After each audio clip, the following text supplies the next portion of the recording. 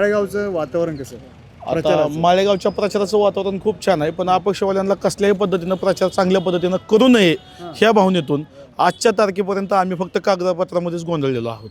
आता ते चिन्हांचं लागलं का ते आले का चिन्ह नाही? म्हणजे बघा ना, म्हणजे आताची परिस्थिती आमची एवढी वाईट आहे की आम्ही अजूनही कागदपत्रच आम्ही जमा करत आहोत. मग आमच्यासाठी प्रचार करण्यासाठी दिवस किती मोजके ठेवलेत, वेळच नाही, चिन्ह नाही आले अजून. कोणी ठेवले दिवस, हे दिवस कुणी तयार केले आणि दिवस ठेवले कुणी, ह्या गोष्टींचा प्रश्न तुम्ही विचारा ना, तुम्ही मीडिया विचारा ना.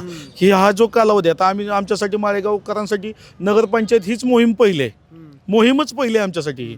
पण नगरपंचायतमधलं कामकाज कुठल्या पद्धतीने चालते हे आम्हाला माहीत नाही. पण आम्हाला एवढं समजतंय की आमची छाननी झाली कोणत्या तारखेला आणि आम्हाला तिकीट मिळाले, आम्हाला चिन्ह मिळाले ह्या तारखेला. मग आजची तारीख जर असेल तर येणारे आम्हाला उद्याचे आणि आजचे काही डॉक्युमेंट आमचे सबमिटच अजून चालू आहेत. बाकीचे आपल्याला आजचा दिवस गेला, आजचा दिवस तर संपलाच आहे, आम्हाला राहिला उद्याचा दिवस. आणि त्यात अजून एक आमच्यासाठी आनंदाची बाब की समजा आम्हाला जर एखादा बॅनर करायचा असेल, आम्हाला पॉम्पलेट छापायचे असतील तर अजूनही त्यातूनही आम्हाला आनंद मिळण्यासारखी बाब म्हणजे लाईट पण घालवली गेलेली आहे. बरं बरं, म्हणजे खूप छान. म्हणजे जाणून बुजून केलं जातं? नाही ते मला माहित नाही. तुम्ही काय सांगाल, जाणून बुजून केलं जातं? नाही लाईटाचं कसं आहे, शेवटी इलेक्ट्रिशियन एक मिनिट, खातं इलेक्ट्रिशियन आहे, मी मान्य करतो. पण मला एवढं एक दिलगिरी व्यक्त करतो मी की कमीत कमी आम्हाला थोडासा वेळ मिळेल. अशी जरी एक चिन्ह वाटपाचा कार्यक्रम झाला असता तर त्यातून अपक्षवाल्यांनाही कुठं ना कुठं अजून वेळ मिळाला असता आणि त्या प्रभागाच्या विभागणीमधील जे कोण मतदार असतील त्यांच्यापर्यंत आम्हाला पोहोचायला वेळ गावला असता. आज आम्हाला, आता मी नगराध्यक्षपदासाठी उमेदवारी अर्ज दाखल तुमचं नाव करतो, पण सांगा. सूरज कुमार बाळासो खांडाळे म्हणून आहे. मी नगराध्यक्षपदासाठी अपक्ष उमेदवारी अर्ज दाखल केला. मी अपक्ष, आज मी एकच आहे आणि मला 17 प्रभागामध्ये पोहोचायचं आहे. मग मी उद्यापासून किती प्रभागामध्ये पोहोचू शकतो? मला घरोघरी पोहोचायचं आहे. बरं मी कसं पोहोचणार? बरोबर, चिन्हाचा प्रचार करणं, घरोघरी पोहोचवणं हे चॅलेंजच आहे. सगळ्यात मोठं चॅलेंज आहे. तुम्हाला 17 घरापर्यंत तुम्हाला ते पोहोचवणं, चिन्ह प्रत्येकाच्या लक्षात आणून देईपर्यंत ते दिवस निघून गेलेले असतील आणि त्यावेळेस ज्याला जे साध्य करायचे ते साध्य करू शकत नाही आणि ज्यांना जे साध्य करायचे ते साध्य होऊन जाईल. तुम्ही काय म्हटले? अपेक्षेसाठी हे चॅलेंज आहे. कारण पक्षाची यंत्रणा कशी असते, भरपूर असते. पक्षाची यंत्रणा असेल तर ती सगळीकडे फिरू शकते आणि अपेक्षेसाठी नक्कीच चॅलेंज आहे. हा, मी येतो तिथं, मी येतो. कल्याण अर्जुन तावरे. आता ह्यांना चिन्ह कधी भेटले? आधीच आहे पक्षाचे चिन्ह, आम्हाला आज भेटले. आज करून आम्ही डॉक्युमेंट वगैरे बाकीच्या गोष्टी, बॅनर वगैरे, जेव्हा आम्हाला चिन्ह येईल तर आमचे पॉम्पलेट वगैरे छापतो आपण. भरपूर वेळ गेला ह्याला, आमचा एक दिवस ह्यातच गेलाय.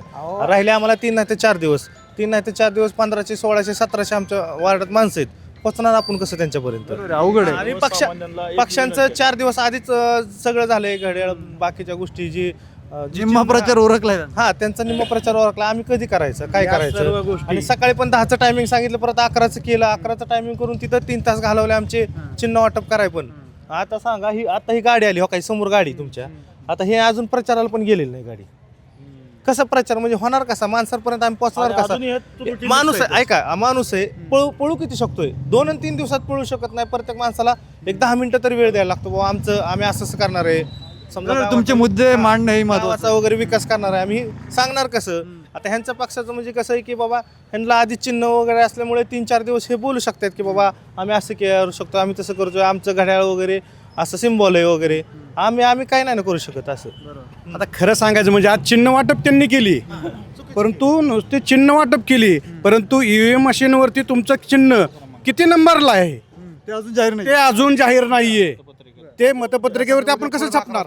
परत 11 वाजता उद्या बोलवले, काय परत उद्याचा दिवस आमचा असाच जाणार आहे. परंतु ही राहिले 2-3 दिवस.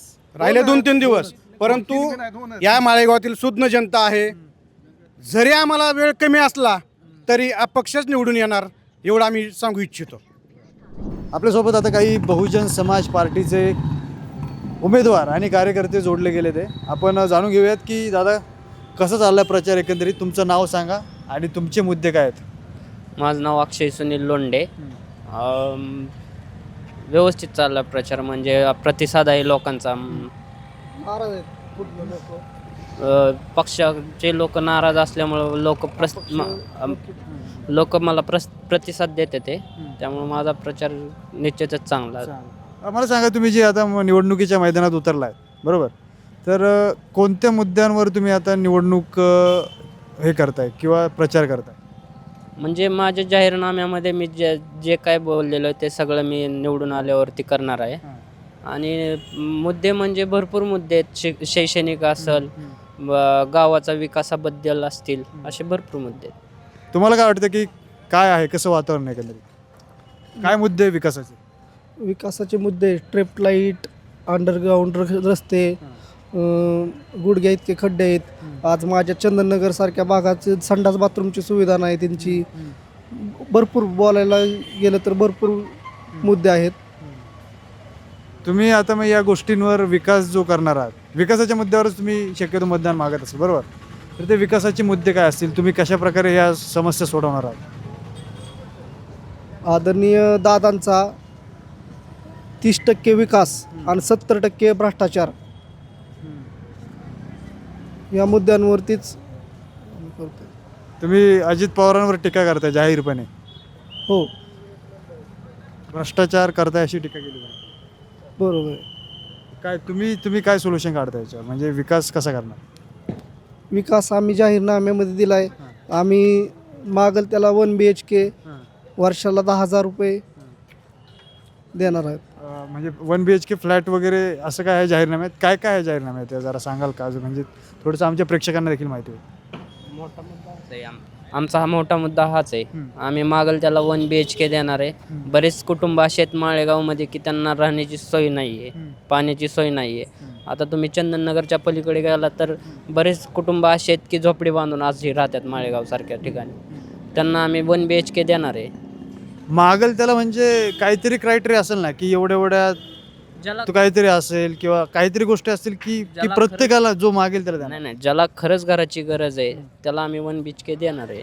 गरज म्हणजे आपण कशी सांगणार की याला म्हणजे गरज आहे घरकुल योजना असते, घरकुल योजना असते तर असे देणार आहे. ओके.